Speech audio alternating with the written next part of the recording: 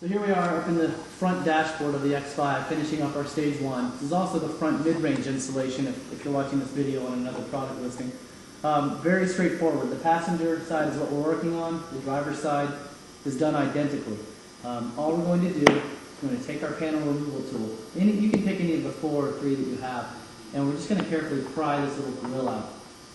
I usually just kind of come down here, so just wedge this down in there. I'm going to use my fingers. And then it actually pulls out because there are 2 hooks there on the front.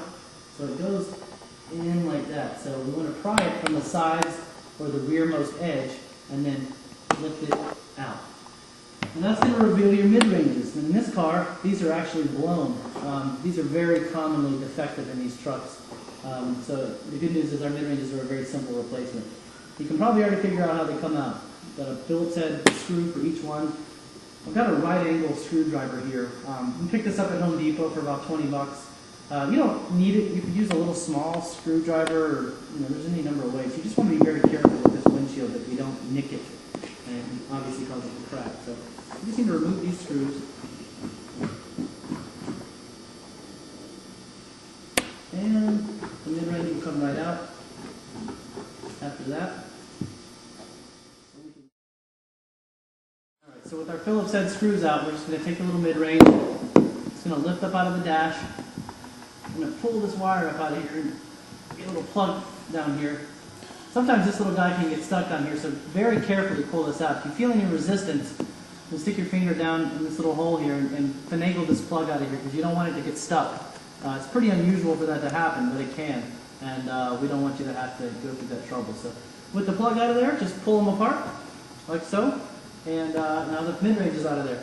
We're going to go out and grab a new mid-range, bring it back in here, drop it in, and we're done. I mean, it's really that straightforward. It's like a 5-minute install to do both of them. So we'll join you guys back here putting the new mid-range in and finish up this stage 1. Alright guys, so now that we've got everything lined back up in the car and everything's plugged in, we just need to drop the little mid-range down in here. You can see we've got the little resistor pack here in line on the mid.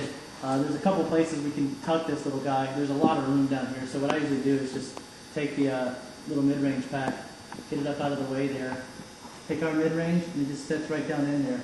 And I just take one screw, start it by hand, and this little, start it by hand there, and I take the other mid-range, again, you kind of have to start it by hand, like so. And then you just take your screwdriver and run these little guys down.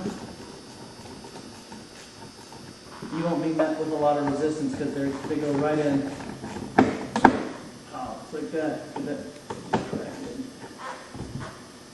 So now the mid-ranges are installed up in our dashboard. We'll take our grills here. Remember, they load in from the front and then snap down. And that's it. Same thing done on the driver's side. And that's going to complete our stage 1 install. So now we can go ahead and hop in, slide in our iPod and our spec dock, take a listen, and see how much better the car sounds.